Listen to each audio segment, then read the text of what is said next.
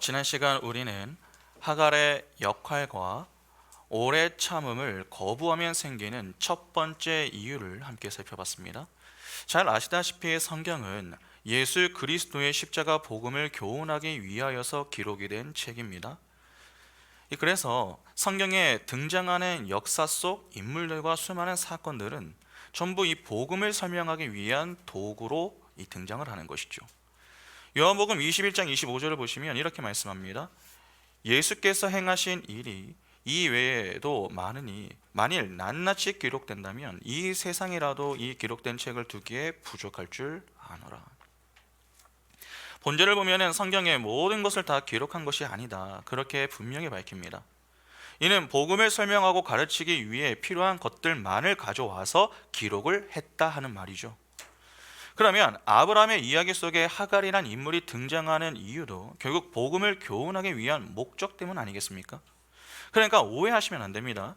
우리는 자꾸 성경을 내러티브 읽기 방식을 추구하면서 인물 중심적 해석을 시도하려고 합니다. 그러면 읽기도 편하고 이해와 해석도 쉽고 재미도 있습니다. 그러나 그렇게 볼 경우에 그 속에 함유된 복음의 의미를 깨닫지는 못합니다. 이번 주 금요기도회 때 씨 뿌리는 자의 비유를 통해서도 복음을 확인했듯이 우리는 하갈을 통해서도 복음을 볼 수 있어야 합니다. 단지 아브라함이 하갈이라는 여종을 통해서 이스마엘을 낳았다, 고로 하갈은 이스마엘의 어미다, 그 정도로만 이해하면 안 된다는 것입니다. 오히려 아브라함의 이야기에 하갈이 갑자기 등장하는 이유가 무엇이며 또 그녀의 역할은 무엇인지를 충분히 고민해 보아야 합니다. 여러분, 하갈은 애굽 사람입니다. 은혜의 약속을 믿음으로 기다려야 하는 아브람과 사레가 다른 곳으로 시선을 돌렸을 때 보였던 인물이 하갈이었죠. 은혜의 반대는 행입니다. 기본적으로 행위는 은혜를 거부하는 죄인들이 추구하는 것입니다. 그 죄인들이 모여 사는 곳이 세상입니다. 그 세상을 당시 상징하던 곳이 애굽이었습니다.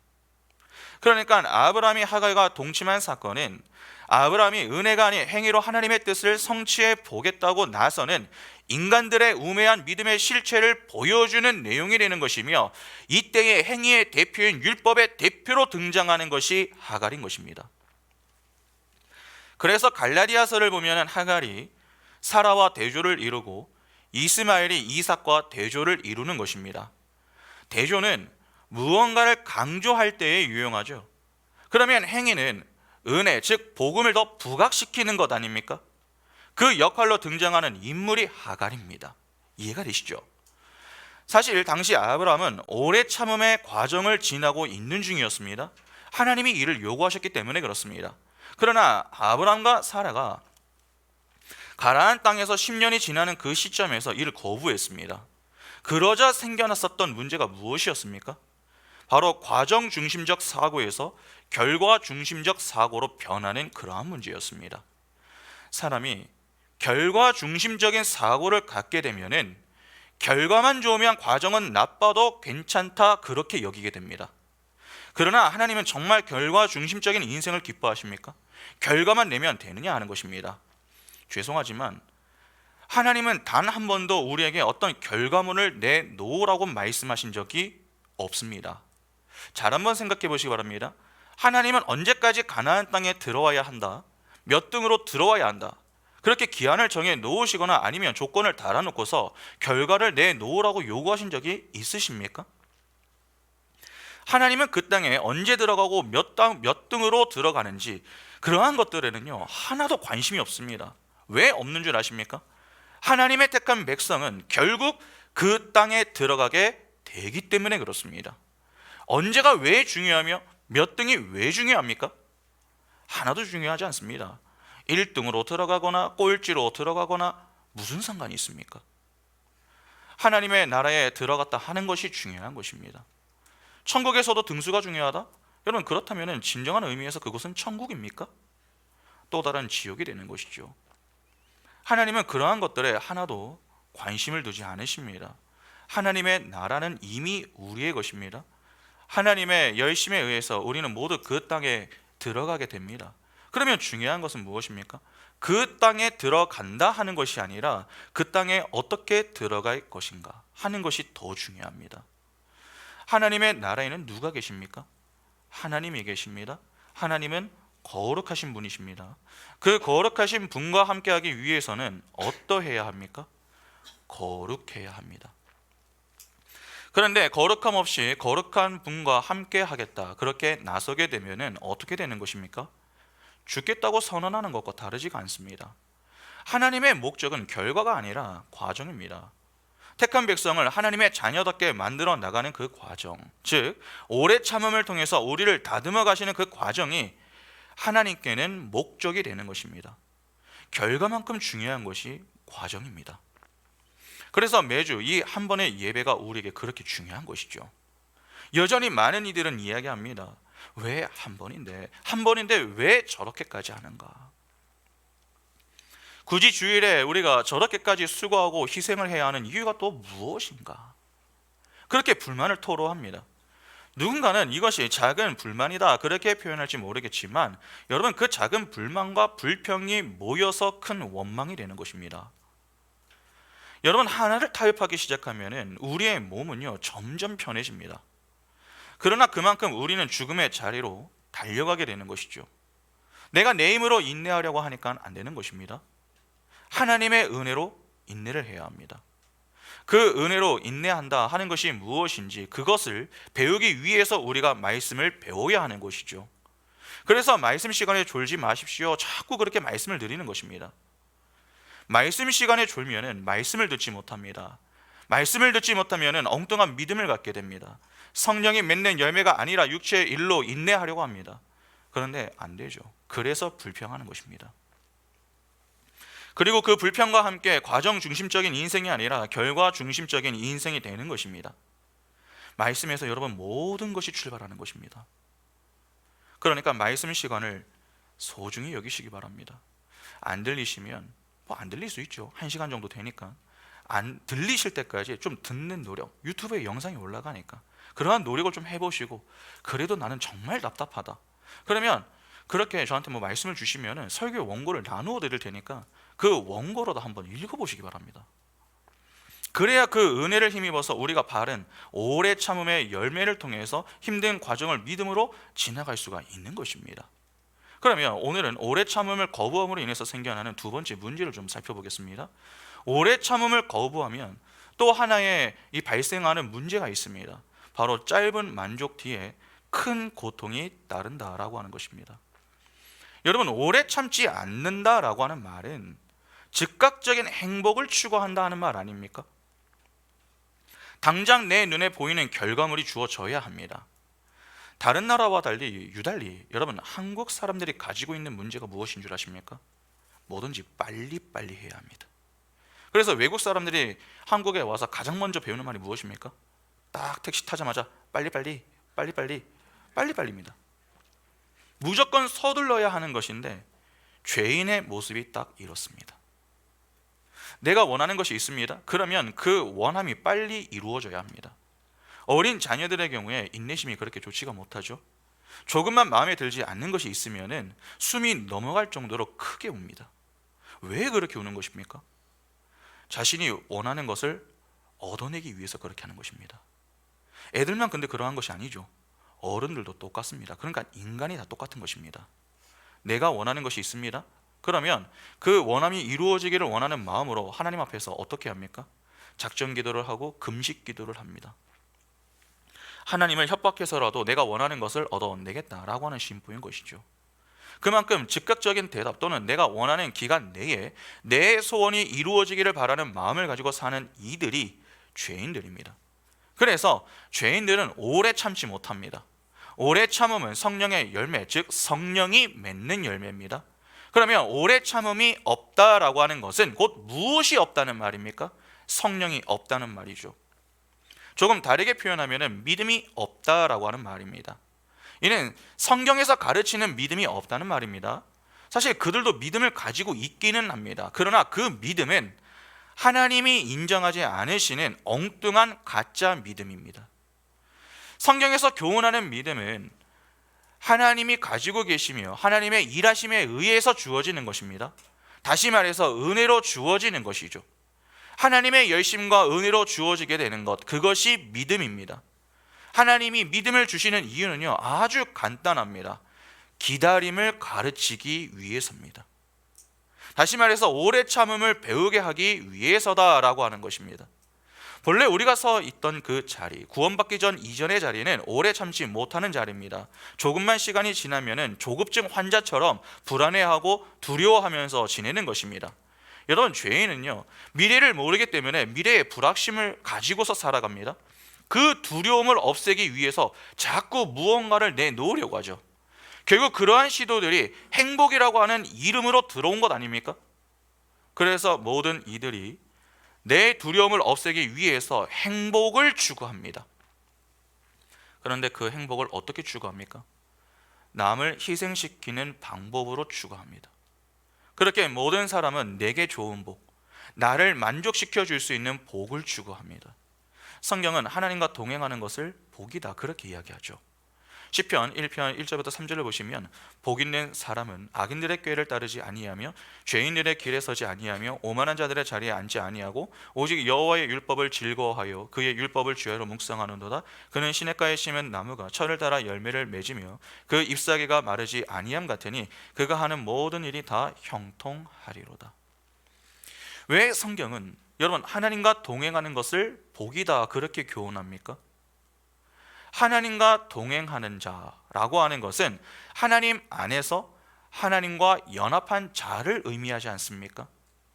왜 하나님 안에서 하나님만으로 만족하며 그분으로 인하여 기뻐하는 삶을 복된 삶이다 그렇게 가르치느냐 하는 것입니다.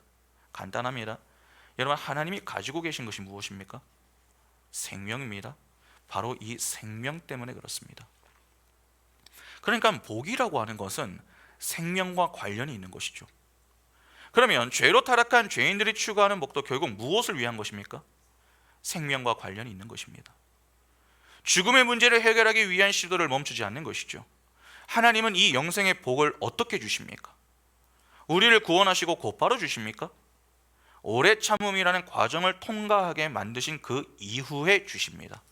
야고보서 1장 12절에 시험을 참는 자는 복이 있나니 이는 시련을 견디어낸 자가 주께서 자기를 사랑하는 자들에게 약속하신 생명의 면류관을 얻을 것이기 때문이라. 요한계시록 2장 10절에 너는 장차 받을 고난을 두려워하지 말라. 볼지어다 마귀가 장차 너희 가운데에서 몇 사람을 옥에 던져 시험을 받게 하리니 너희가 10일 동안 환난을 받으리라. 내가 죽도록 충성하라. 그리하면 내가 생명의 관을 내게 주리라. 요한계시록 21장 3절과 4절 보시면 내가 들으니 보좌에서 큰 음성이 나서 이르되 보라 하나님의 장막이 사람들과 함께 있음에 하나님이 그들과 함께 계시리니 그들은 하나님의 백성이 되고 하나님은 친히 그들과 함께 계셔서 모든 눈물을 그 눈에서 닦아주시니 다시는 사망이 없고 애통하는 것이나 곡하는 것이나 아픈 것이 다시 있지 아니하리니 처음 것들이 다 지나갔음이로라. 야고보도 사도 요한도 전부 오래 참음 뒤에 주어지는 것이 생명의 멸관, 즉 생명이라고 합니다.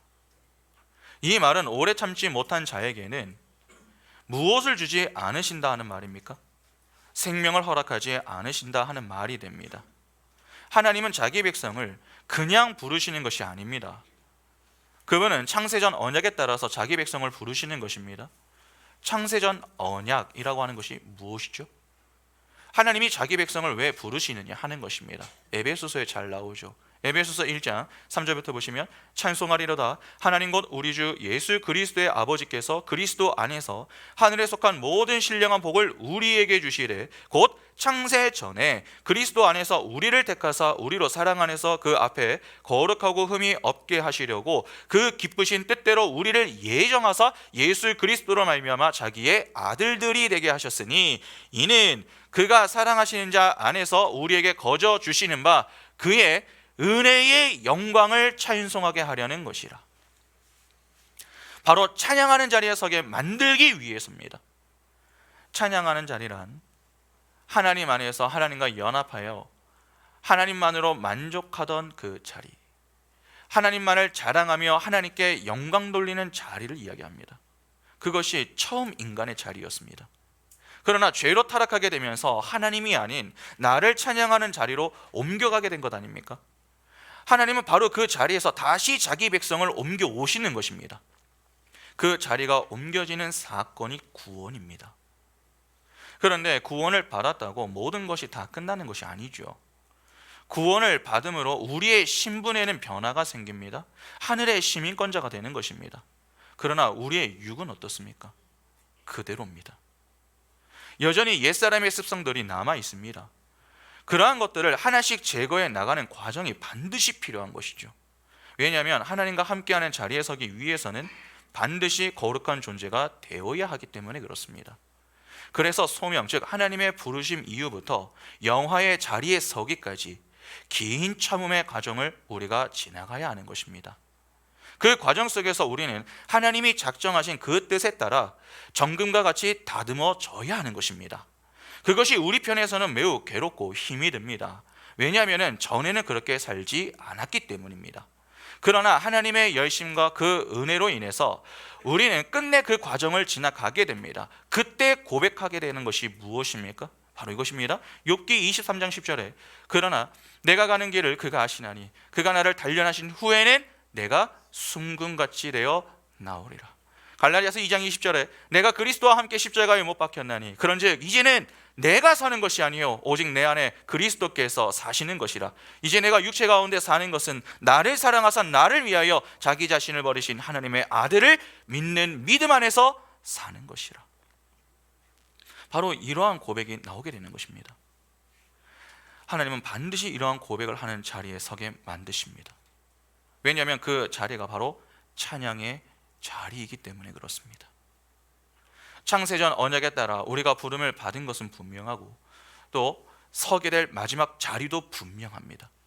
그러면 하나님께서 그 과정을 길게 두시는 이유는 무엇 때문입니까? 왜 오래 참게 하시는 것입니까?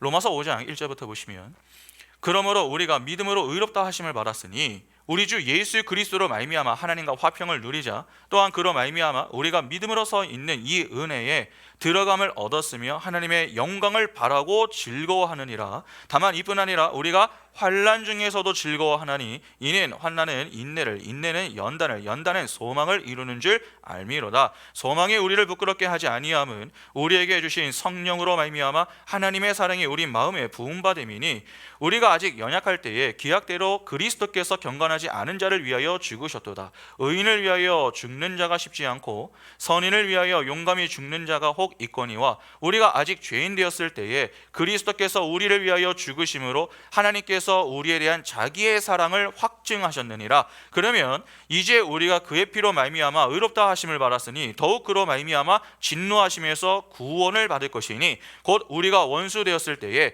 그의 아들의 죽으심으로 말미암아 하나님과 화목하게 되었은즉 화목하게 된 자로서는 더욱 그의 살아나심으로 말미암아 구원을 받을 것이니라. 그뿐 아니라 이제 우리로 화목하게 하신 우리 주 예수 그리스도로 말미암아 하나님 안에서 또한 즐거워하느니라.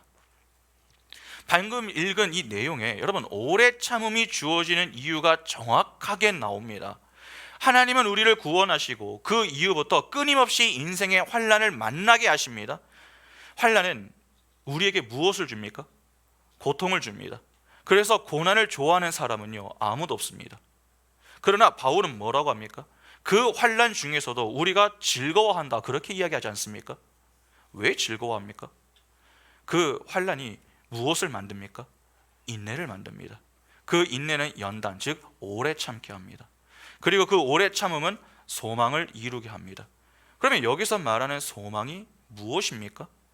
골로새서 1장 24절부터 29절 보시면 나는 이제 너희를 위하여 받는 괴로움을 기뻐하고 그리스도의 남은 고난을 그의 몸된 교회를 위하여 내 육체에 채우노라. 내가 교회의 일꾼 된 것은 하나님이 너희를 위하여 내게 주신 직분을 따라 하나님의 말씀을 이루려 함이니라. 이 비밀은 만세와 만대로부터 감추어졌던 것인데 이제는 그의 성도들에게 나타났고 하나님이 그들로 하여금 이 비밀의 영광이 이방인 가운데 얼마나 풍성한지를 알게 하려 하심이라. 이 비밀은 너희 안에 계신 그리스도시니 곧 영광의 소망이니라. 우리가 그를 전파하여 각 사람을 권하고 모든 죄로 각 사람을 가르침은 각 사람을 그리스도 안에서 완전한 자로 세우려 함이니 이를 위하여 나도 내 속에서 능력으로 역사하시는 이의 역사를 따라 힘을 다하여 수고하노라. 여러분, 방금 읽은 이 27절을 보면 영광의 소망이 누구라고 합니까? 너희 안에 계신 그리스도다, 그렇게 이야기합니다. 바로 예수 그리스도입니다. 그러니까 결국 하나님은 구원한 자기 백성에게 예수 그리스도를 든든히 붙들게 만들기 위하여서 무엇을 허락하시는 것입니까? 여러 환난들을 만나게 하시는 것입니다. 우리는 그러한 하나님의 계획 아래에서 인생의 환난들을 만나며 힘들고 괴롭지만 그 속에서 우리의 믿음의 성장과 성숙이 자꾸 일어나게 되는 것이죠. 믿음은 기다림의 또 다른 표현이다, 그렇게 말씀을 드렸습니다. 환난은 인내를, 인내는 오래 참음을, 오래 참음은 소망을 이룹니다. 그러니까 우리는 이 땅에서 열심히 하나님에 의해서 어느 자리로 끌려가게 되는 것입니까? 예수를 든든히 붙드는 자리, 예수만 소망하는 그 자리로 향하게 되는 것입니다. 그래서 히브리서에는 이렇게 이야기를 합니다. 히브리서 12장 1절부터 10절 보시면, 이러므로 우리에게 구름같이 둘러싼 허다한 증인들이 있으니 모든 무거운 것과 얼매기 쉬운 죄를 벗어버리고 인내로써 우리 앞에 당한 경주를 하며 믿음의 주여 또 온전하게 하시는 이인 예수를 바라보자. 그는 그 앞에 있는 기쁨을 위하여 십자가를 참으사 부끄러움을 개의치 아니하시더니 하나님 보좌 우편에 앉으셨느니라. 너희가 피곤하여 낙심하지 않기 위하여 죄인들이 이같이 자기에게 거역한 일을 참으신 이를 생각하라. 너희가 죄와 싸우되 아직 피 흘리기까지는 대항하지 아니하고 또 아들들에게 권하는 것 같이 너희에게 권면하신 말씀도 잊었도다. 일러스되 내 아들아 주의 징계하심을 경히 여기지 말며 그에게 꾸지람을 받을 때에 낙심하지 말라. 주께서 그 사랑하시는 자를 징계하시고 그가 받아들이시는 아들마다 채찍질하심이라 하였으니 너희가 참음은 징계를 받기 위함이라. 하나님이 아들과 같이 너희를 대우하시나니 어찌 아버지가 징계하지 않는 아들이 있으리요. 징계는 다 받는 것이거늘 너희에게 없으면 사생자여 친아들이 아니니라. 또 우리 육신의 아버지가 우리를 징계하여도 공경하였거든 하물며 모든 영의 아버지께 더욱 복종하며 살려 하지 않겠느냐. 그들은 잠시 자기의 뜻대로 우리를 징계하였거니와 오직 하나님은 우리의 유익을 위하여 그의 거룩하심에 참여하게 하시느니라. 마지막 10절을 보면 하나님이 우리에게 환난을 만나게 하시는 그 이유, 달리 말해서 오래 참게 하시는 이유가 나오죠. 그 이유가 무엇입니까? 우리의 유익을 위해서라고 합니다. 그분의 거룩하심에 참여하게 하신다라고 하지 않습니까? 그 거룩하심에 참여하는 자리가 바로 찬양의 자리인 것입니다. 그래서 히브리서 기자가 뭐라고 합니까? 잠시 자기의 뜻대로 우리를 징계하신다, 그렇게 말씀하는 것입니다. 그러니까 하나님의 택한 백성의 인생의 모든 것은 누구의 손 안에서 일어나는 것입니까? 하나님의 손 안에서 일어나는 것입니다. 그래서 우연이 없다, 그렇게 이야기하는 것이죠. 모든 것은 하나님의 작정과 섭리 그리고 경륜에 의해서 일어나는 것입니다. 그래서 자꾸 하나님이 우리를 말씀의 자리에 서게 만드시는 것입니다. 그러면 하나님이 우리를 말씀의 자리에 서게 하시는 이유는 무엇입니까? 여러분, 율법은 무엇을 깨닫게 만듭니까? 로마서 3장 20절에 그러므로 율법의 행위로 그의 앞에 의롭다 하심을 얻을 육체가 없나니 율법으로는 무엇을 깨닫습니까? 죄를 깨달음이니라. 죄를 깨닫게 합니다. 그러니까 말씀을 통해서 우리가 하나님의 은혜 없이 살 수 없는 불가능한 존재, 즉 죄인이라는 사실과, 그래서 우리에게는 하나님의 은혜가 꼭 필요합니다 라고 하는 그 예수 그리스도의 십자가 사랑을 배워 겸손히 하나님의 은혜를 구하라고 말씀 앞에 서게 하시는 것입니다. 그것이 처음 율법을 주신 하나님의 의도이기도 하지 않습니까? 율법을 잘 지켜서 기특한 행위를 내놓고 하나님께 복을 받으라 하는 것이 아닙니다. 오히려 십자가 뒤로 숨어서 하나님의 은혜만을 소망하고 하나님 안에서 만족하며 하나님만으로 기뻐하는 것, 그렇게 예수를 의지하도록 하기 위하여서 말씀의 자리에 서게 하시는 것입니다. 그러면 말씀 앞에 서게 되면은 당연히 우리는 하나님의 은혜의 필요성과 중요성을 깨닫고 그 은혜를 구하는 자리로 향하겠죠. 이를 위하여 하나님은 우리에게 보내주신 분이 있습니다. 누굽니까? 성령입니다. 그러니까 성령 충만한 자가 되는 것이죠. 성령 충만한 자가 그의 인생 속에서 맺게 되는 것이 성령의 열매 아닙니까? 그 성령의 열매 가운데 들어가 있는 것이 바로 오래 참음입니다.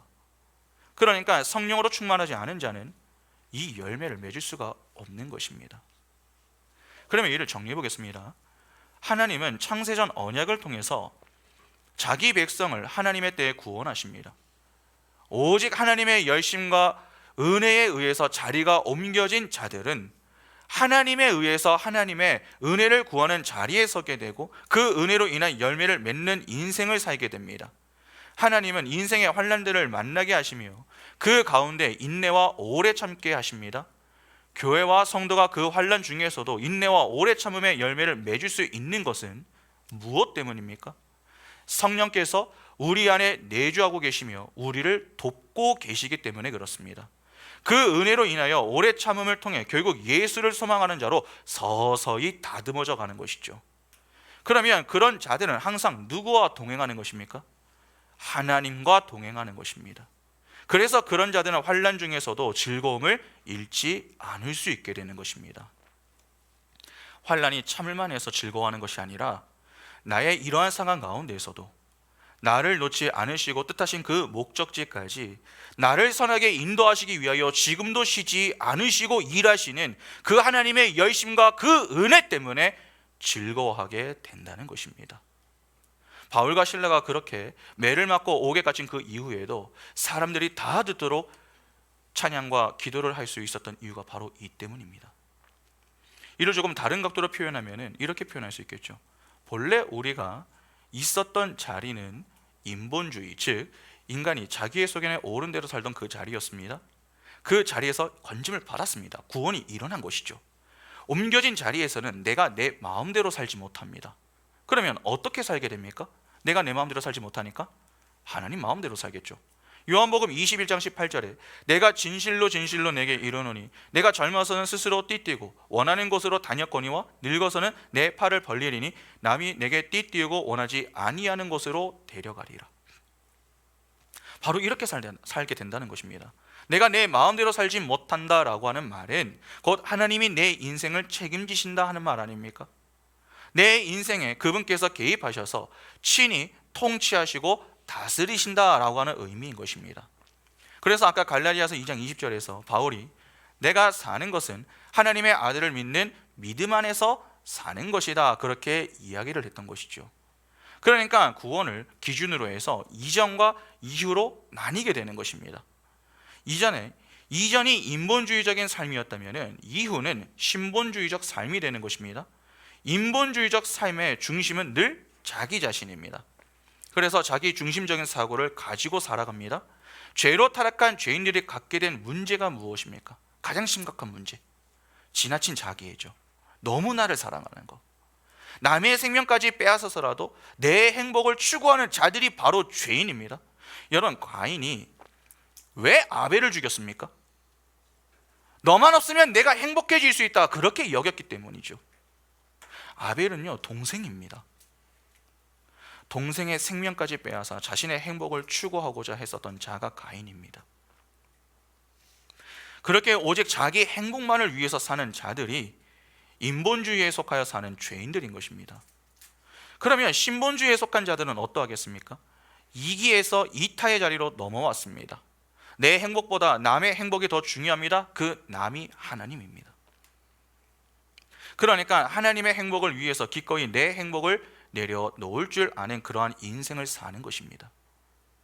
그러기 위해서 반드시 자기 부인이 필요한 것 아닙니까? 나를 희생하여 남을 섬기기 위해서는 자기를 부인해야 합니다. 그렇게 서로가 서로의 자리에서 자기 부인과 자기 십자가를 지며 사는 자들이 교회입니다. 교회의 머리는 예수 그리스도이시고 우리는 그분의 몸입니다. 몸은 하나 되기 위해서 힘쓰지 않습니다. 이미 하나 된 것을 지키는 것이죠. 교회가 바로 그렇습니다. 하나됨을 유지하기 위해서는 서로가 서로를 주장하면 안 됩니다. 사랑으로 품어주고 이해하며 안아주어야 합니다. 그래야 서로를 사랑하며 지낼 수 있는 것이죠. 교회는 이러한 사랑이 가능하지 않습니까? 그 사랑이 가능한 이유가 무엇입니까? 교회의 머리가 누구이기 때문입니까? 예수 그리스도이기 때문입니다. 예수는 하나님이십니다. 하나님은 사랑이시죠. 요한일서 4장 16절부터 보시면은 하나님이 우리를 사랑하시는 사랑을 우리가 알고 믿었노니 하나님은 무엇입니까? 사랑이시라. 사랑 안에 거하는 자는 하나님 안에 거하고 하나님도 그의 안에 거하시느니라. 이로써 사랑이 우리에게 온전히 이루어진 것은 우리로 심판날에 담대함을 가지게 하려 함이니 주께서 그러하심과 같이 우리도 이 세상에서 그러하니라. 사랑 안에 두려움이 없고 온전한 사랑이 두려움을 내쫓나니 두려움에는 형벌이 있음이라. 두려워하는 자는 사랑 안에서 온전히 이루지 못하였느니라. 우리가 사랑하면 그가 먼저 우리를 사랑하셨음이라. 누구든지 하나님을 사랑하노라 하고 그 형제를 미워하면 이는 거짓말하는 자니 보는 바 그 형제를 사랑하지 아니하는 자는 보지 못하는 바 하나님을 사랑할 수 없느니라. 우리가 이 계명을 주께 받았나니 하나님을 사랑하는 자는 또한 그 형제를 사랑할지니라. 사랑이신 하나님이 교회의 머리입니다. 그 머리에 붙어있는 몸은 머리의 명령에 따라 살게 되는 것 아닙니까? 작은 예수인 우리는 사랑할 수밖에 없습니다. 그것이 자연스러운 것입니다. 그러면 서로가 서로를 사랑하는데 다툼과 분열이 일어날 수 있습니까? 다툼과 분열은 내가 나를 주장하고 자랑할 때에 생겨나는 것이지 서로 주장하지 않고 부인할 때에 발생하는 것이 아닙니다. 그래서 바울은 에베소 교회를 향하여서 성령이 하나 되게 하신 것을 힘써 지키라 그렇게 권면을 할 수 있었던 것이죠. 구원받음은 관계의 회복을 의미합니다. 죄로 인해 하나님과의 관계가 단절되었습니다. 아까 하나님이 가지고 계신 것이 생명이다 그렇게 말씀을 드렸습니다. 그 생명의 단절로 인하여서 생겨난 문제가 죽음 아닙니까? 그런데 하나님과의 관계가 회복되었습니다. 그러면 생명을 다시 갖게 된 것이죠. 그러니까 생명을 가지고 있는 자들은 이웃사랑의 실천을 통해서 생명의 풍성함을 누리게 되는 것입니다. 그러나 그렇지 않으면 어떻게 됩니까? 관계가 파괴되고 그 속에서 마른 뼈와 같이 생명 없음의 자리로 향하게 되는 것입니다.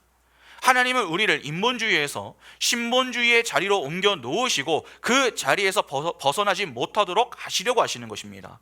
그러나 사단은 신본주의의 그 자리에 있는 우리를 유혹하고 시험하여서 다시 그 이전 자리, 구원받기 이전 자리인 인본주의의 자리로 데려가려고 하는 것입니다.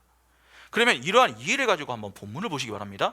오늘 본문 창세기 16장 4절부터 6절을 보시면은 아브라함이 하갈과 동침하였더니 하갈이 임신함에 그가 자기의 임신함을 알고 그의 여주인을 멸시한지라. 사례가 아브라함에게 이르되 내가 받은 모욕은 당신이 받아야 옳도다. 내가 나의 여종을 당신의 품에 두었거늘 그가 자기의 임신함을 알고 나를 멸시하니 당신과 나 사이에 여호와께서 판단하시기를 원하노라.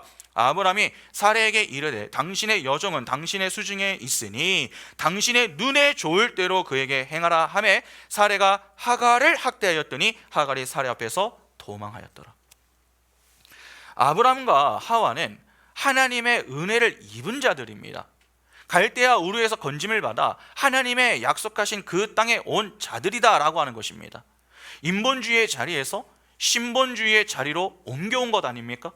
그래서 하나님은 아브라함을 부르신 그 이후에 내내 그의 인생의 환난들을 허락하셨습니다.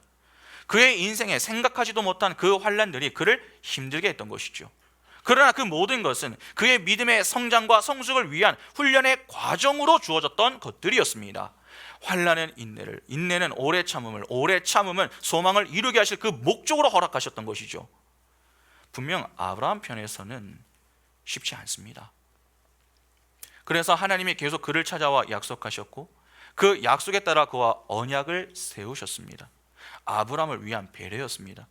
그러면 아브라함이 할 일은 하나님의 은혜 아래에서 하나님이 맺게 하시는 그 오래 참음을 통해서 하나님만 소망하며 하나님의 때를 잠잠히 기다리는 것이죠. 다시 말해서 하나님의 말씀을 듣고 그 말씀에 순종하는 것입니다. 그러나 이후 아브라함이 누구의 말을 듣습니까? 하나님의 말씀이 아닌 사례의 말을 듣습니다. 믿음은 들음에서 난다고 했습니다. 하나님이 아닌 사례의 음성을 들음은 아브라함 역시 어떤 믿음을 갖게 된다 하는 것을 보여주겠습니까? 엉뚱한 믿음을 갖게 된다 하는 것을 보여줍니다. 하나님의 말씀이 아닌 사례의 말을 듣자 아브라함은 엉뚱한 믿음을 가졌습니다. 소위 다른 복음을 갖게 된 것입니다. 여러분, 다른 복음이 무엇입니까? 다른 복음. 다른 복음을 어렵게 생각하지 마시기 바랍니다. 은혜의 행위를 더한 것입니다. 죄인들이 하나님 앞에 내놓으려고 하는 것이 바로 이 행위, 즉 율법 아닙니까?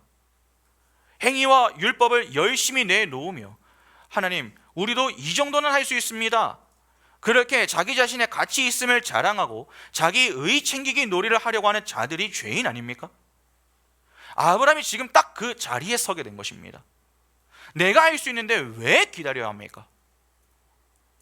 죄인들은 오래 참지 못한다고 했습니다. 당장의 행복을 위해서 아브라함과 사레는 큰 실수를 범합니다. 바로 애굽 여인 하갈을 통해서 자녀를 낳는 우를 범한 것입니다. 이렇게 해서라도 행복을 추구하면 하나님이 기뻐하시겠지, 그들은 그렇게 생각했습니다.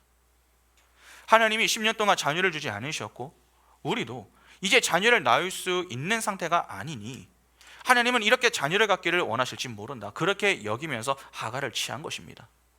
그런데 그렇게 생각을 해도 전혀 이상하지 않을 수 있는 이유가 좀 있습니다. 여러분, 아브라함이 하갈과 동침하자 곧바로 자녀가 생겼습니다. 사레는 아브라함과 결혼한 이후 자녀를 갖지 못했는데 하갈은 금방 자녀를 갖게 된 것입니다. 이를 어떻게 생각을 해야 됩니까? 아브라함과 사레 편에서 이것이 정말 하나님의 뜻일 수도 있겠다, 그렇게 생각할 수 있지 않겠습니까? 우리가 신앙생활을 하면서 가끔 혼란을 겪는 이유가 무엇인 줄 아십니까? 하나님께서 하신 말씀대로 살지 않았습니다. 하나님의 말씀에 내 생각을 조금 더하거나 빼면서 지냈습니다. 그런데 아무런 문제가 생기지 않습니다. 오히려 내가 우려했던 것보다 삶의 질이 더 나아지는 것 같습니다. 모든 것들이 생각보다 수월하게 흘러가는 그러한 모습을 보게 될 때에 우리는 좋으면서 야, 이게 맞나? 그러한 생각을 좀 하게 되는 것이죠. 실제로 하나님의 말씀대로 살지 않는 이들 중에 잘 사는 이들도 많지 않습니까? 그런 이들을 보면서 우리는 매우 부러워하기도 합니다. 그렇게 사는 분들이 어떻게 좀 부러우십니까? 부러워하시면 안 됩니다. 내가 하나님의 말씀에 순종하지 않았는데 인생이 너무 잘 풀린다. 둘 중에 하나입니다. 하나님의 자녀가 아니거나 아니면 하나님이 무언가를 가르치기 위하여서 잠시 내버려 두시는 것입니다. 하나님의 간섭을 받는 것이 복이지 그렇지 않은 것은 복이 아닙니다. 하나님의 간섭을 받는 것은 복이지만 우리 편에서는 힘이 듭니다. 왜냐하면 우리와 맞지 않기 때문에 그렇습니다. 주님이 베드로를 향하여서 하신 말씀을 다시 한번 생각해 보시기 바랍니다. 부활후 주님께서 베드로에게 젊어서는 네가 원하는 대로 살았지만 이후로는 그렇게 살지 못한다고 말씀하셨습니다. 이는 이제 네가 원치 않는 자리, 즉 하나님이 뜻하신 자리로 향하게 될 것을 말씀하신 것이죠. 이렇게 하나님은 자기 백성을 절대로 가만히 내버려 두지 않습니다. 왜 하나님이 택한 백성의 인생에 개입을 하여서 그들과 동행하며 인도하시는 줄 아십니까? 하나님이 가만히 내버려 두면요, 인간은 하나님이 아니라 자기 뜻을 위하여 살기 때문에 그렇습니다. 그래서 집요하게 그 인생을 붙들고 다른 곳에 가지 못하도록 필사적으로 막으시며 하나님이 목적하신 그 목적지까지 가게 만드시는 것입니다. 그러니까 내가 내 마음대로 살고 너무 속벽에 산다, 그것은 내가 하나님의 자녀가 아닙니다. 그것을 스스로 증명해 보이는 꼴이 될 수도 있는 것입니다. 그런데 하나님의 자녀가 그러한 자들의 인생을 보며 부러워한다면 우리는 무엇이 싫다고 하는 것을 고백하는 것입니까? 내가 하나님의 자녀로 사는 것이 싫다고 하는 것을 고백하는 것입니다. 오히려 우리는 하나님의 간섭으로 인해 환난을 당하는 것을 당연하게 여기며 그 가운데에서도 즐거워할 줄 아는 자들이 되어야 하는 것입니다. 우리는 환난이 없어지는 것, 내 문제가 사라지는 것, 그래서 내가 좀 평안해지는 것, 그것이 행복이다 그렇게 여기지만 하나님은 그 환난 중에서도 하나님으로 인하여 즐거워하는 것, 문제를 만나도 하나님을 기억하는 것, 하나님 안에서 만족하며 범사에 하나님을 의지하며 소망하는 것을 행복이다 그렇게 말씀하십니다. 그러니까 이 땅에서 이야기하는 행복하고 하나님이 말씀하시는 행복은 완전히 다른 것입니다.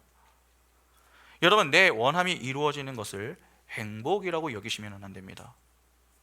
우리에게 바로 그러한 사고가 강하게 남아있기 때문에 사례의 말이 들려올 때면은 너무나도 쉽게 무너지는 것입니다. 하나님과 함께하는 것이 행복이고 그 하나님 안에서 하나님만으로 만족할 수 있는 것이 우리 인생의 진정한 행복이 될 수 있어야 합니다. 그러나 그렇지 못할 경우 아브라함과 사레와 같은 그러한 자리에 서게 됩니다. 한번 보시기 바랍니다. 신본주의의 자리에 있어야 할 그들이 다른 자리, 즉 인본주의의 자리로 향하게 되자 당장 어떠한 모습을 보입니까? 내 행복을 추구하기 위하여서 인간적인 방법들을 동원하려고 합니다. 그때 딱 기다리고 있었던 여인이 애굽 사람 하갈이었습니다. 그 하갈을 통해 두 사람은 행복을 얻을 수 있다, 그렇게 믿었습니다. 그렇게 하갈과의 동침을 통해 하갈이 임신을 했습니다. 그동안 그들이 애타게 기다리던 그 자녀를 얻게 된 것입니다. 인간적인 방법으로 행복을 추구했더니 행복이 주어지더라 하는 것입니다. 그러나 그 행복의 기쁨도 잠시, 그 뒤에 엄청난 고난이 찾아옵니다. 하갈은 사레의 몸종입니다. 종은 주인에게 함부로 할 수 없습니다. 종은 종입니다. 아무리 종이 아이를 가졌어도 주인에게 막대할 수는 없는 것입니다. 그런데 하갈이 아이를 갖게 되니까 어떻게 합니까? 자신의 주인인 사레를 멸시합니다. 종이 주인을 무시했던 것이죠. 여러분, 종이 주인에게 도전장을 내밀었습니다. 주인 입장에서 참을 수 있습니까? 참을 수 없습니다. 이에 사레가 아브라함에게 화를 내면서 아브라함은 사레에게 알아서 또 문제를 처리하라, 그렇게 서로 이야기를 합니다. 그리고 하갈은 두 사람을 피해서 도망갑니다. 이것이 오늘 본문의 전체 내용이죠. 전부 자녀만 가지면 행복할 줄 알았습니다. 아브라함도 사레도 하갈도. 그러나 그 자녀가 갖고 오는 고난까지는 그들이 생각하지를 못했던 것입니다. 이것이 인본주의자들이 행복을 추구하고자 하나 행복에 이르지 못하는 전형적인 모습입니다. 그런데 이 고난의 문제 앞에서 보이는 모습들을 조금 유의해서 볼 필요가 있습니다. 아브라함, 사라, 하갈은 즉각적인 응답으로 행복해했던 그 세 사람에게 그 응답으로 인해 문제가 발생합니다. 아브라함과 하갈 사이에서 태어난 이스마엘로 모든 관계가 다 찢어지게 됩니다. 먼저 사례를 한번 보시기 바랍니다. 사실 이번 사건의 1차적인 책임은 누구에게 있습니까? 사례에게 있습니다. 왜냐하면 자신이 아브라함을 부추겼기 때문에 일어난 일이기 때문이죠. 모든 문제는 사례의 말에서 출발했습니다. 만일 사례가 끝까지 믿음을 지키며 지냈다면, 그래서 아브라함에게 하갈과의 동침을 제안하지 않았다면 이러한 일이 발생하지 않았을지도 모르죠. 그러나 사례가 자신의 소견에 따라서 아브라함에게 제안을 했기 때문에 아브라함이 하갈과 동침을 하게 된 것입니다. 그러면 아무리 하갈로 인한 분노가 좀 일어나고 내가 힘이 들어도 일단 사례는 어떻게 해야 하는 것입니까? 이 일이 일어나게 된 1차적인 책임에 통감을 하면서 하나님 앞에 납작 엎드려야 하는 것이죠.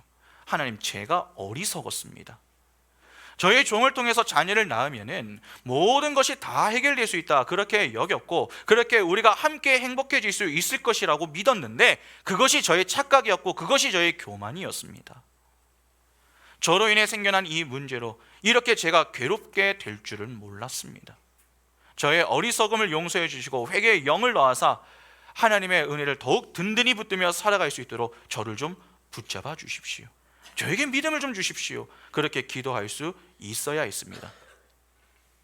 그러니까 다른 이의 문제가 아닌 내 문제임을 인정하고 겸손히 하나님 앞에 나올 수 있어야 했다 하는 것입니다. 그러나 사례를 보면 그러한 모습이 하나도 없죠. 오히려 사례는 어떤 모습을 보입니까? 하갈을 임신시킨 그 남편 아브라함을 원망하면서 그에게 모든 책임을 돌립니다. 여러분, 쉽게 생각하면 이러한 것입니다. 내가 아무리 그러한 제안을 했어도 당신이 듣지 않았어야지. 왜 내 말을 들어서 나를 이렇게 힘들게 하는 거야? 그러한 논리로 자신의 잘못과 책임을 아브라함에게 전가한 것입니다. 이를 이렇게 생각하시면 됩니다. 누구든지 한 지역에 지내는 기간이 좀 늘게 되면은 자연스럽게 길을 알게 되죠. 어디가 좀 지름길이고 어디가 좀 돌아간다. 그래서 내비 없이도 운전을 할 수 있는 그러한 정도가 됩니다. 그런데 운전을 하다가 보면은 아내가 어느 쪽으로 가라고 이야기를 할 때가 있습니다. 내 생각에는 이 길이 아닌 것 같은데, 저 길로 가는 게 맞는 것 같은데, 그래서 이쪽이 아니라 저쪽으로 가야 되는 것 아니냐, 그렇게 이야기를 하는데 아내가 이야기를 하는 것이죠. 내가 이곳에서 더 오래 살았으니까 그걸 모르겠느냐고, 내 말을 들으라고. 그러면 그 이야기를 듣는 남편 입장에서는 어떻게 됩니까? 그 자리에서 그 순간 선택을 해야 합니다. 내 생각대로 갈 것인지 아니면 아내의 말을 들을 것인지. 그러다가 가정의 평화를 위해서 아내의 말을 듣고 따르기로 하고서 그 길로 갔습니다. 그러나 나중에 내 생각이 맞다라고 하는 것을 알게 된 것이죠. 그래서 이야기했습니다. 내가 맞지 않았냐고. 그런데 그때 갑자기 아니 자신도 사람인데 실수할 수 있는 것 아니냐고. 그리고 자기가 맞다고 생각이 들면 그 뒤로 가면 될 것 아니냐고. 왜 자기 말을 믿어서 나한테 뭐라고 하냐고. 그 말을 듣는 남편의 마음이 어떠하겠습니까? 야, 괜히 말 들었네. 그러한 생각이 들지 않겠습니까? 죄인들이 문제를 만나면 갖는 대표적인 특징은 책임을 인정하지 않는 것입니다. 잘못을 책임을 지지 않죠. 내가 잘못됐다? 그렇게 이야기하지 않습니다. 오히려 너 때문에 내가 이렇게 되었다. 그렇게 남 탓을 하며 책임 전가를 시도합니다. 사울 왕을 한번 생각해 보시기 바랍니다. 처음부터 사울이 이상했던 것은 아니죠. 하나님의 말씀에 순종하는 모습도 있었고 또 노력하고 애쓰는 모습들도 분명 존재했습니다. 그러나 그랬던 사울이 어느 시점부터인가 망가지기 시작을 합니다. 사무엘상 18장 7절부터 9절 보시면 여인들이 뛰놀며 노래하여 이르되 사울이 죽인 자는 천천히요 다윗은 만만이로다 한지라 사울이 그 말에 불쾌하여 심히 노하여 이르되 다윗에게는 만만을 돌리고 내게는 천천만 돌리니 그가 더 얻을 것이 나라 말고 무엇이냐 하고 그날 후로 사울이 누구를 주목합니까? 다윗을 주목하였더라.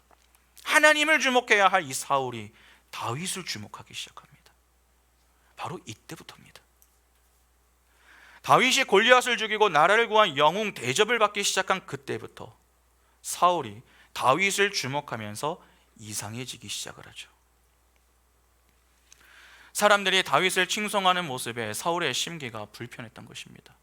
그렇게 사울이 망가지기 시작하는데 사울 편에서는 내가 이렇게 된 것이 누구 때문이다 그렇게 생각하겠습니까? 당연히 다윗 때문이다 그렇게 생각하게 되는 것입니다. 그러나 한 가지 기억해야 할 것이 있습니다. 다윗이 골리앗과 싸우기 위하여 나설 때에 그 싸움에 나가도록 허락한 장본인이 누굽니까? 사울입니다. 사울의 허락이 없었다면 다윗은 전투에 나가지 못했습니다. 그러나 마땅한 대안이 없었기 때문에 사울이 다윗을 내보냈고 그 결과 대승으로 이어졌던 것입니다. 그런데 그 일로 사람들이 다윗을 칭송하자 불편함을 느낀 이 사울이 자신의 망가짐을 누구 때문이라고 여긴 것입니까? 다윗 때문이라고 여기는 것입니다. 그러니까 사례만이 아니라 하나님의 은혜를 떠난 모든 자들은 전부 어떤 인생의 문제를 만나면은 잘못을 인정하고 회개하는 것이 아니라 남 탓부터 하려고 하는 것입니다. 남 탓. 그렇게 책임을 전가하는 모습을 보이는 것이 죄인들의 첫 번째 모습입니다. 그런가 하면 죄인들이 보이는 두 번째 모습이 있습니다. 바로 책임 회피입니다. 아브라함을 한번 보시기 바랍니다. 하갈의 임신 소식은 사레만이 아니라 이 아브라함에게도 고난을 가지고 왔습니다. 사레가 아브라함 탓을 하는데 얼마나 힘이 들었겠습니까? 이에 아브라함이 사레에게 뭐라고 합니까? 사레에게 하갈의 처분은 맡겨버립니다. 알아서 하라고. 사레와 달리 아브라함은 사레 탓을 하지는 않습니다.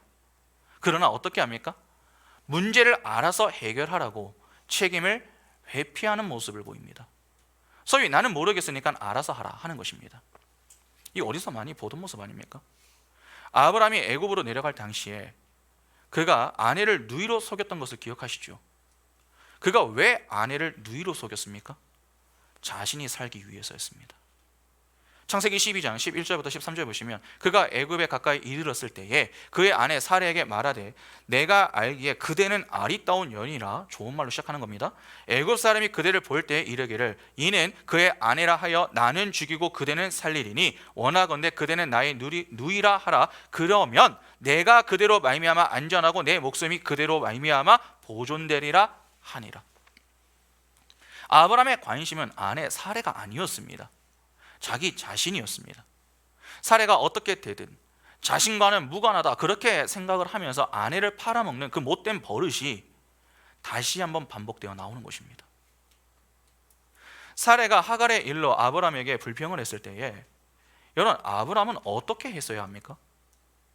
사실 아브라함도 할 말은 없습니다. 왜냐하면 함께 죄를 지었기 때문이죠. 그렇다면 사례를 진정시키고 하갈의 문제를 하나님께 가지고 나와서 함께 기도하자, 그렇게 이야기를 해야 하는 것 아닙니까? 내 책임이 가장 크고 무겁다, 그렇게 인정을 해야 했습니다. 여러분, 아브라함은요, 하나님의 약속을 받았습니다. 하나님과 언약을 맺었습니다. 그러면 나는 하나님께 직접 약속을 받은 자였고 언약까지 맺었는데 내가 미련했고 어리석었다고 자신의 부족함과 연약함을 인정하면서 사례와 함께 기도하는 그 자리에 서서 하나님의 뜻을 구하고자 하는 모습이 있어야 했습니다. 그러나 위기의 순간이 찾아오니까 아브라함이 어떻게 합니까? 또다시 이전에 그가 보였던 좋지 못한 습관을 드러내 보입니다.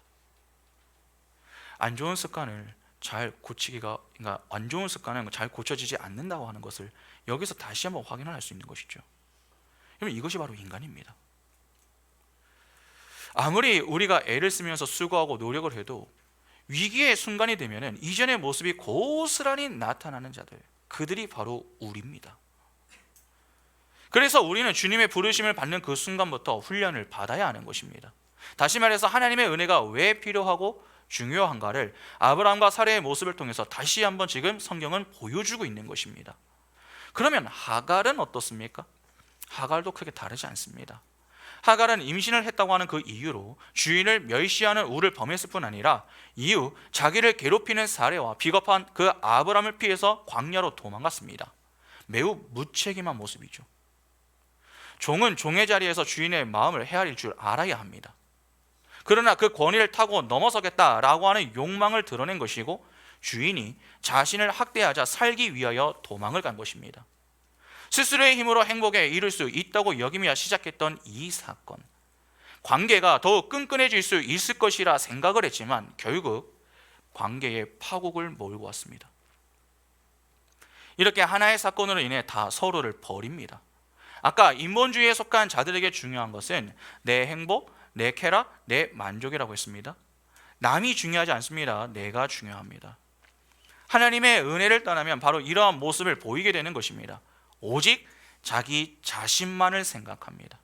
그러니까 사례, 아브라함, 하갈 다 똑같습니다. 그러면 오늘날 우리는 좀 다릅니까? 아닙니다. 비슷합니다. 교회에 나온다고 안전한 것이 아닙니다. 몸만 여기에 나와 있을 뿐 우리가 인본주의적인 사고를 갖고 산다면은 우리는 이러한 우를 얼마든지 범할 수 있습니다. 특히 오늘날 젊은 사람들 한번 생각해 보시기 바랍니다. 육체적 쾌락을 추구하며 살지 않습니까? 요즘은 혼전 임신을 아무렇지 않게 생각합니다. 그러나 이 일에 책임지지 않고 회피하는 모습을 보이는 경우가 많습니다. 그로 인해 관계가 파괴되는 모습을 주변에서 얼마나 많이 보게 됩니까? 서로 행복을 추구한 것입니다. 그러나 그 행복이 더 큰 불행을 가지고 올지 모르는 것입니다. 결혼 전 동거의 문제, 혼전 순결의 문제를 가볍게 여기지 마시기 바랍니다. 내 행복이 중요하다? 아닙니다. 하나님의 행복, 하나님의 영광이 더 중요합니다. 우리는 하나님의 행복을 위해 사는 자들로 부름을 받은 것이지 내 행복을 위해 하나님을 수단으로 삼는 자들로 부름을 받은 것이 아닙니다. 이 땅의 그 어느 곳도 내게 100% 만족을 줄 수 있는 곳 없습니다. 내 남편, 내 아내, 내 가족, 내 직장, 내 교회, 어디에서 100% 만족할 수 있습니까? 없습니다. 많은 부분을 만족해 할 수는 있어도 완전한 만족을 주는 곳은 없습니다. 그래서 사단은 교묘하게 찾아와서 우리에게 시험과 유혹으로 넘어지게 만들려고 하는 것입니다. 99%를 만족해도 1%가 부족할 때 사단은 그 부족한 1%를 가지고 99%의 부족함을 느끼게 만드는 것입니다. 그러니까 하나의 부족함으로 모든 것을 부족하다, 그렇게 여기게 만드는 것이죠. 여러분, 우리가 정말 주의해야 하는 것이 무엇인 줄 아십니까? 우리는 은근히 인생의 문제를 두고서 고민을 할 때에 다른 것은 다 집어넣는데 하나님만 딱 빼고 생각을 하려고 합니다. 하나님만 빼고 생각한다라고 해서 문제가 되겠어?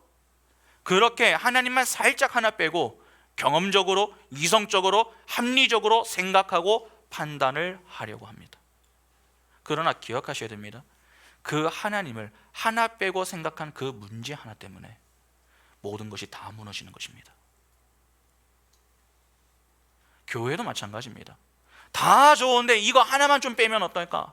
이것만 조금 조절하면 어떨까? 그렇게 이야기하는 분들이 있죠. 듣기에는 상당히 좋게 들립니다. 그러나 그 하나를 바꾼다고 해서 다 좋게 되는 것이 아니라 그 하나를 제외한 나머지가 좋기 때문에 다 좋게 여겨지는 것입니다. 인본주의와 신본주의는 섞일 수 없습니다.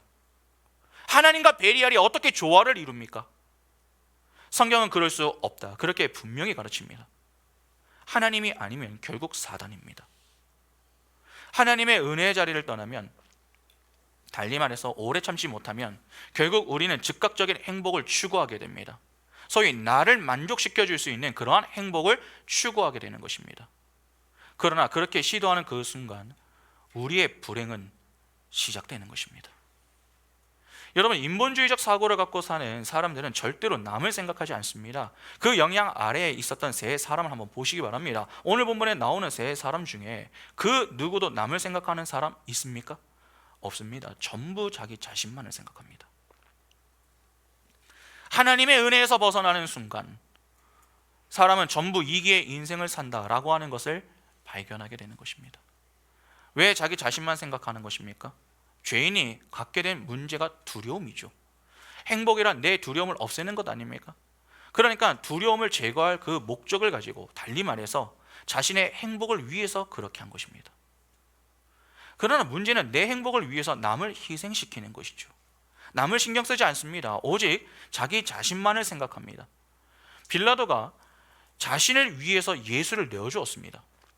잘못이 없음을 알고도 자신의 안위를 위하여서 바라바와 예수 중 하나를 택하라, 그렇게 이야기를 하였고 예수를 십자가에 못 박았습니다. 이렇게 인간은 교활하고 악한 것입니다. 이러한 관계에 깨어지면 당시에 국한되어 끝나는 문제가 아닙니다. 이삭과 이스마엘의 때에서 끝나는 것이 아니라 그 이후 그 후손들이 대대로 원수지간이 되어서 싸우게 됩니다. 그 싸움이 오늘날까지 이어지고 있죠.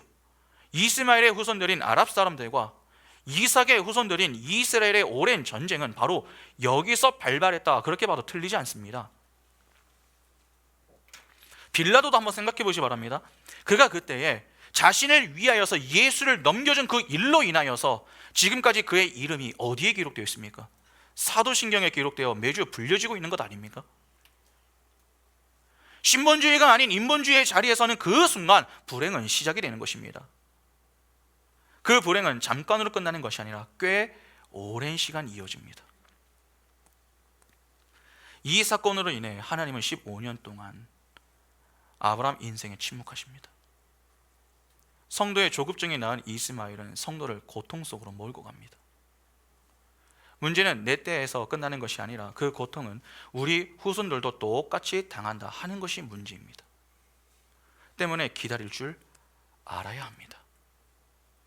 여러분, 내가 받은 계시나 내가 경험한 영적 체험이 오늘의 나의 위기에서 믿음으로 적용되지 못할 때 그것은 부질없는 몽상에 그치게 됩니다. 아브라함은 하나님께 직접 약속을 받았습니다. 그보다 더 큰 계시가 어디 있습니까? 뿐만 아니라 하나님이 그와 언약을 맺으며 쪼갠 고기 사이를 지나가시면서 언약을 반드시 이루시겠다라고 하는 강한 의지까지도 다 확인했습니다. 그런데 그러한 지식과 체험이 그의 위기 때에 믿음으로 발휘가 되지 않았던 것이죠. 참 믿음은 하나님의 말씀을 과감없이 액면 그대로 받아들일 뿐만 아니라 그 말씀의 성취를 결코 인간의 꾀나 편법으로 이루지 않겠다는 결단의 각오와 결단의 행위를 포함하는 것입니다. 설교를 통해, 좋은 책들을 통해 많은 성경 지식을 얻을 수 있습니다. 또한 우리가 우리의 삶 속에서 여러한 이 신비한 체험도 할 수 있습니다. 그러나 그러한 지식이 우리의 머리만 채우고 그러한 체험들이 우리의 표피만 터치하여서 전혀 믿음의 행위로 발휘되지 못한다면 그것이 무슨 의미가 있습니까? 사실 아브라함은 살해의 요구를 들었을 때에 지금까지 받았던 하나님의 계시의 말씀에 비추어서 그 요구를 재조명해보거나 판단을 해보아야 했습니다. 아니면 하나님께 나와 물어보기라도 해야 했었죠. 그러나 아브라함은 자신이 받은 계시의 말씀과 체험을 믿음으로 연결시키지는 못했던 것입니다. 계시는 관념으로만 머물고 삶은 여전히 자신의 욕심을 따라 움직였습니다. 우리가 이러한 아브라함과 사라의 모습을 보면서 그들도 저러한 실수를 했으니 우리도 그럴 수 있다, 여기에 머물면 안 됩니다. 물론 하나님께서 교회에게 성경을 주신 것은 성도가 가야 할 길을 제시해 주시는 그러한 측면도 있겠지만, 너희는 그러한 실수를 범하지 말라는 경고의 측면이 더 큰 것입니다.